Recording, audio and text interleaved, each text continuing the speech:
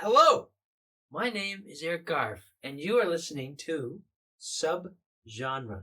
Subgenre is an unscripted and unhinged audio performance where comedians are challenged to create and perform a full-length film in a super specific subgenre that parodies a popular convention of blockbuster storytelling. Ooh, it's like a fun little radio play. Ooh, but it's not. It's more like a movie that you don't have the TV on for and you're just listening to in the other room. And in the same room, though, not in the other room, in the same room, I have my guest, my comedian friend, very talented comedian and internet personality, Taylor McMillen. Wow. Hi, how's it going? I could have sold you up even higher. Well, that was pretty high praise. I appreciate that. Let me praise you up a little higher. On the level of royal stature. Wow. Is this Sir McMillen. Yes, perfect. Now the pressure's on.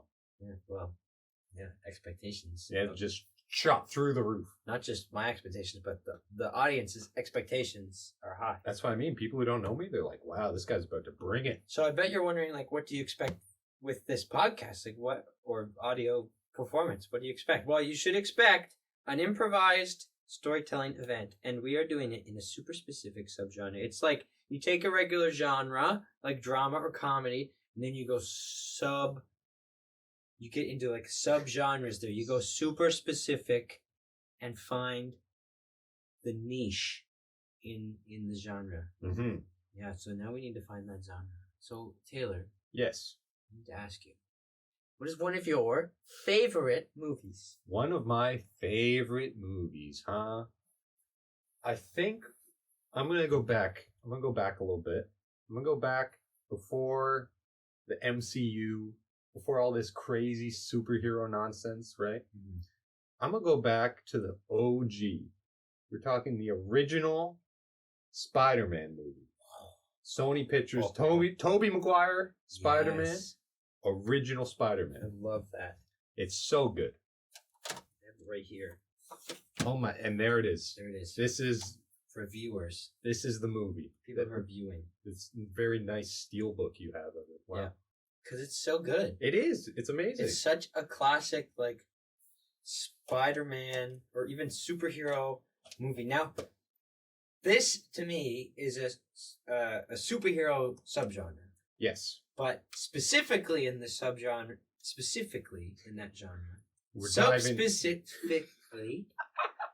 it's the origin stories of a superhero. Yes. And like this to me is like the OG origin stories. It truly changed what it meant to be a superhero movie. Yeah. Like there wasn't really many good examples of a superhero movie before that. It was like Adam West Batman and seriously, like it was just all over the place. Or Air Bud. Air Bud is basically a superhero, yeah. So what we need to do now, we have our subgenre. It's a superhero movie in the telling of a origin story. Yes. Now we need our conventions. So we need to define 3 conventions of that subgenre that will help us guide us in our improvised storytelling. Sure. I think you think of that movie and you go, oh, well, they have a really ridiculous villain. I was going to say, like, cartoonishly evil Willem Dafoe is, like, one of the best parts of that movie. So good. He holds up that film. So I'm thinking, like, over-the-top supervillain. Definitely. Yeah, with a mastermind plan. Cartoonishly evil. Cartoonishly evil villain with a mastermind plan. All right. Number 1. That's number 1. Great. I feel like every origin story, I think of this movie and one of the scenes I think of is Uncle Ben. Oh. Right? Some sort of cataclysmic life event that propels them. Yeah. Springboards them straight into superhero-dom. True.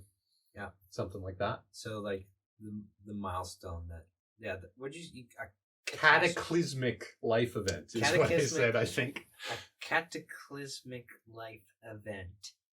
And that is a great one. One more. Need one more. One more convention. Some reason that the superhero is called to arms. Like there's classically a damsel in distress or something like that, but that is calling them to arms. It doesn't have to be a damsel in distress, but like some stake for them to get invested. Right. There's a weak spot of the villain. Is that the villain's tapped into? Yeah. Does that tie into our first convention a little too closely? Yeah, perhaps? yeah, that's true. Let's get a little farther away. Maybe like they always do some sort of like crazy explanation or like the acquirement of the power. You know what I mean? Like the radioactive spider bite, or like because the scene where he gets bit by the spider in this Spider-Man movie is so funny. Like it comes down and like you see it shoot into his bloodstream. Why didn't I think of that? That is brilliant. Right? That's exactly what the convention is. So it's, you know, normal guy and then a ridiculous power acquirement sort of scenario goes down. We have an overtop villain. We have a cataclysmic event and a acquisition of superhero powers. It's some sort of way to get the powers, yeah. That is great. That is it. That is our subgenre. And now we're gonna use the filming edits in improv, like cut to, zoom in, narration, voiceover, whatever you can think of in that kind of realm. And now I hope you all who are listening are holding on to the edge of your seats, because now you're about to hear two people try to tell you a full story in a cinematic universe of a subgenre in a superhero's origin story. It's gonna be crazy. Here we go.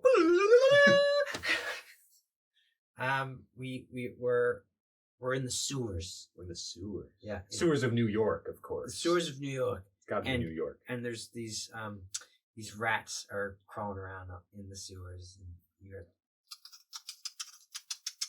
And one of the rats like falls behind from the pack, and this rat like starts smelling something, and it gets led into a different direction, and it climbs up a tube, and the camera follows this journey of this rat who's climbing through the tubes, and then at the end of the tube it comes out, but it tragically falls out and lands into a vat of glowing green goo that it was smelling. Crawled right up through an entire like science building, like straight through the sewers, and up into this vat, and landed into this this vat, and then a science character was like, "Oh no! Oh, my green goo! Not my green goo! My green goo can't be contaminated! No!" And he reaches his hand in to grab the rat, but the rat bites him, and right then, like the bite makes him trip and stumble, and then he falls into this pot of green goo. Oh no! Ah! And the two of them just like spin around in this circle of green goo, and their molecules amend, and then all you hear is screams, and then cut to a young lad in his bedroom. A young lad sitting on his bed. He's listening to some timely rock and roll music, perhaps. Yeah. He's probably, 16, 17 years old, just trying to figure out who he is, right? Yeah.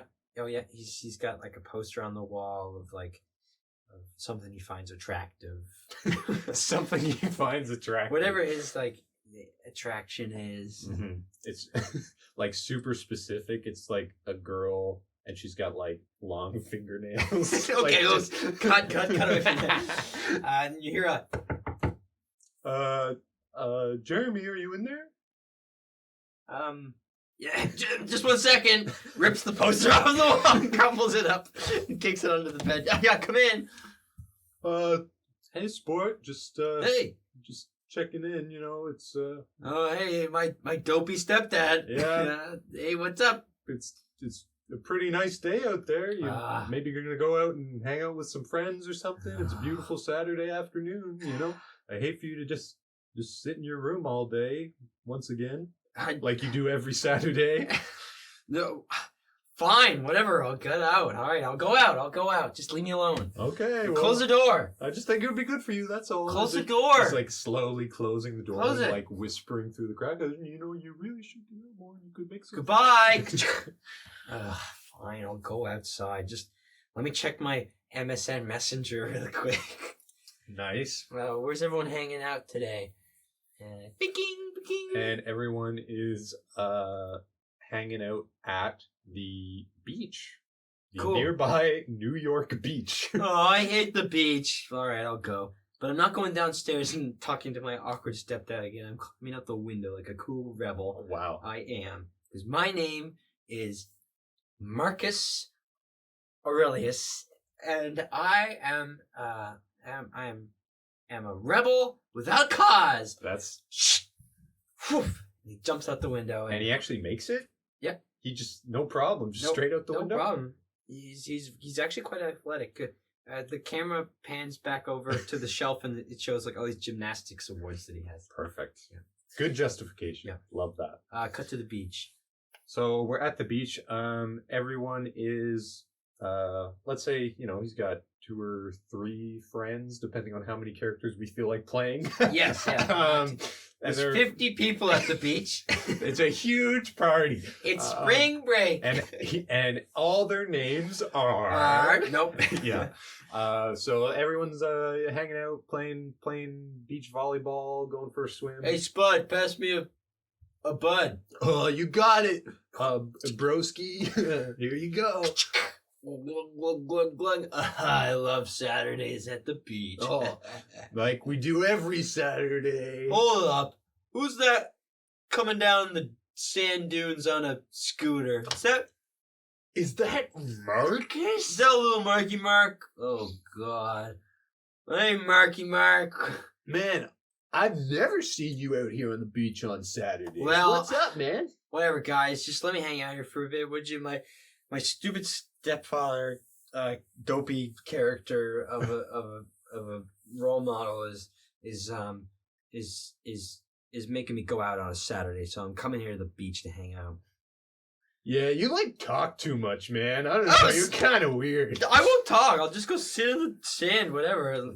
Marcus goes and kind of sits down in the sand, and as he's sitting in the sand, he kind of digs his feet into the sand. And just then, a girl walks up to Marcus from his class that he knows, named Amy. And she... Hey, Amy. Hey, Amy. Hello, Amy.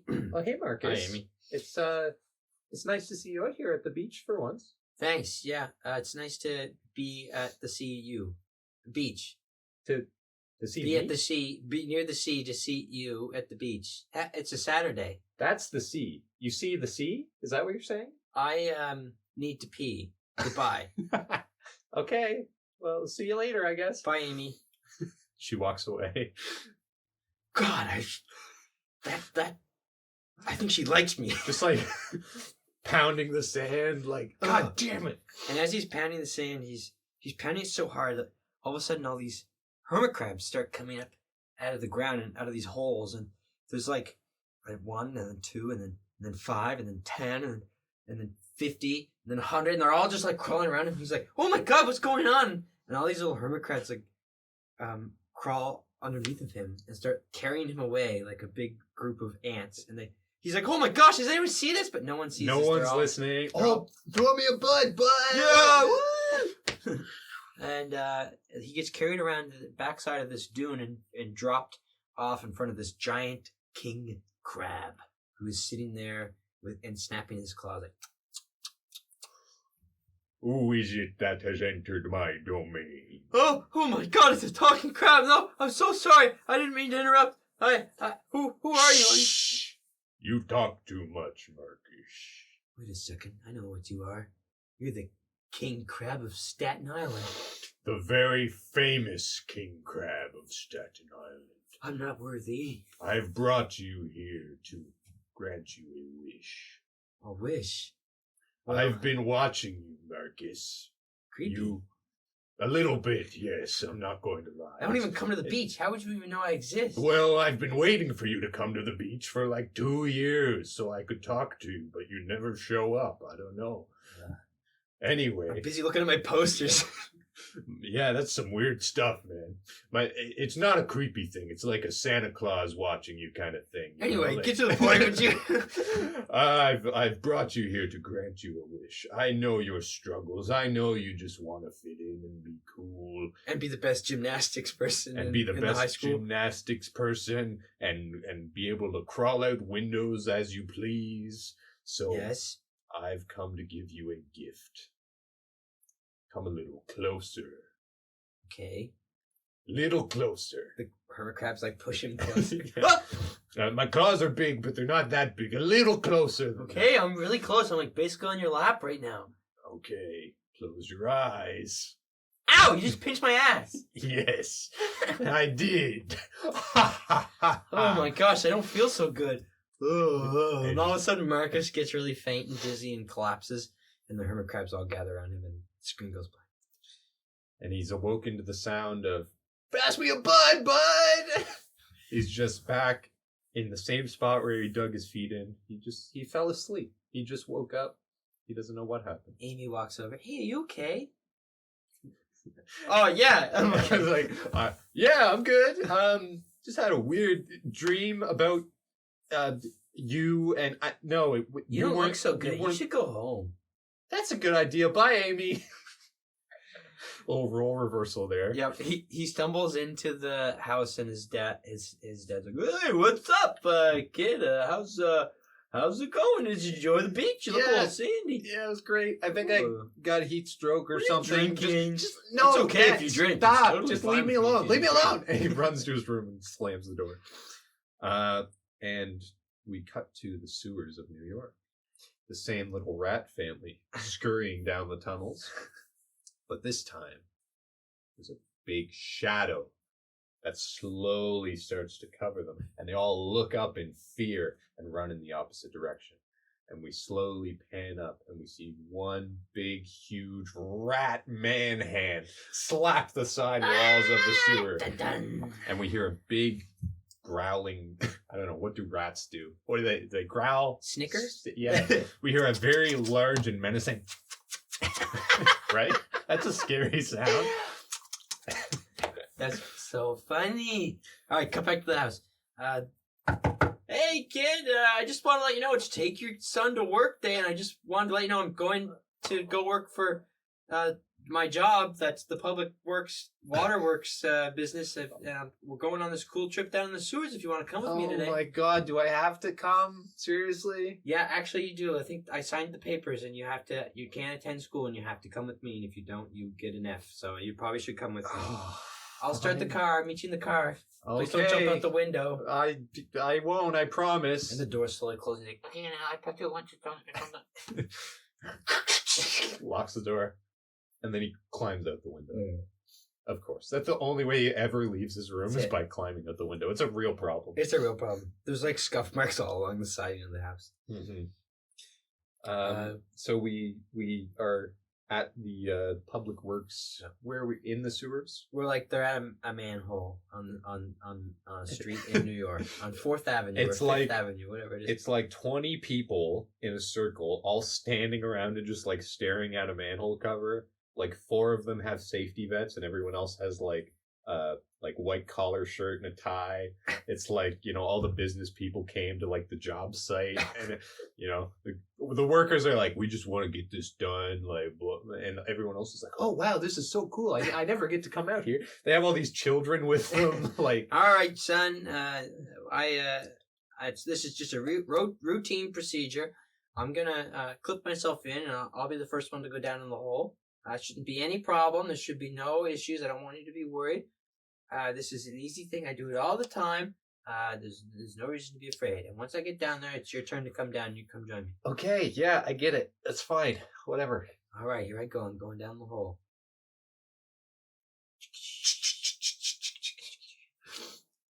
All right. Well, the hole. It's time for you to go down the hole. If you want to go down the hole, just so we're all good to go down the hole now. But just then they hear a boom, boom, Hold up! Don't come down the hall yet. There seems to be some mechanical issues down the hall. Let me just go check. What?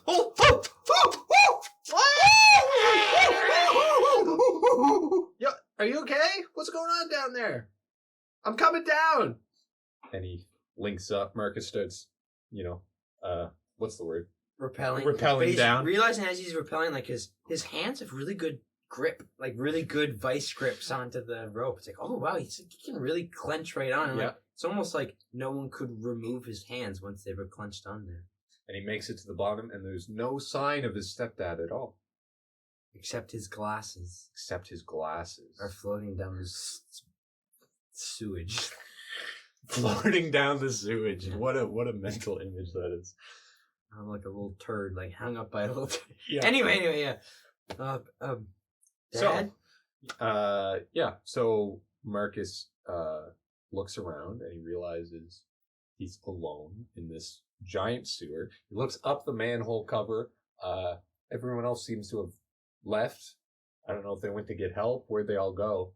It's like 16-year-old just rappelled down a manhole and everyone left him there. But it's now up to him. Now it's up to him. To either avenge or save his stepfather. And he feels like, for the first time in his life, this is what he was meant to do. And through this sense of purpose, he begins trudging through the sewage. This is when the epic theme starts to like rise and play, like da da da da da da da da da. And he hears the voice of the big hermit crab, and he says, "You know what you must do, Marcus. This is a gift I have given to you. You have been crabby your entire life, but now you may use it for your own benefit. Use your hands like the claws they are. Use your legs like the tiddly little runners that they are. Find your home in the world, Marcus." And his exosuit starts to build, and exoskeleton goes, and it gets really hard, and he's like, "Oh, I'm so hard." All of a sudden, he's tough and strong and hardened. He starts. He puts his hands up and he's running them along the sides of the sewer, and bricks just slowly start to fall as he rakes his fingers across the sewer walls, and he builds and builds, and he takes all these bricks and he transforms into a human hermit crab with a big shell of bricks all over his body, and he becomes indestructible. And then behind him, he hears a creepy little voice that goes, "Why so crabby?" And he turns and he looks, and he sees this giant rat man in a torn lab coat with big long teeth and claws. "Hey, what did you do with my stepdad?" "You'll have to catch me to find out. Sick 'em, boys!" And all these little rats start like charging at him, and then the rat monster flees into the deeper of the sewers. So he's grabbing at and like throwing these rats all around as he can. He's like squeezing them with his hermit crab super grip and just throwing them all over the place. They start to crawl up his sewer brick shell, but they can't penetrate it. They're trying to bite through, but they're just breaking their teeth on the bricks. Breaking their teeth and their claws off. They're dropping like flies, and he's just trudging through the water. "Yeah, that's not going to be enough to stop me. I'm coming for you." And then he slides down the sewer and catches up with the monster rat. Oh, he like tucks into his shell and like just slides all the way down at super speed.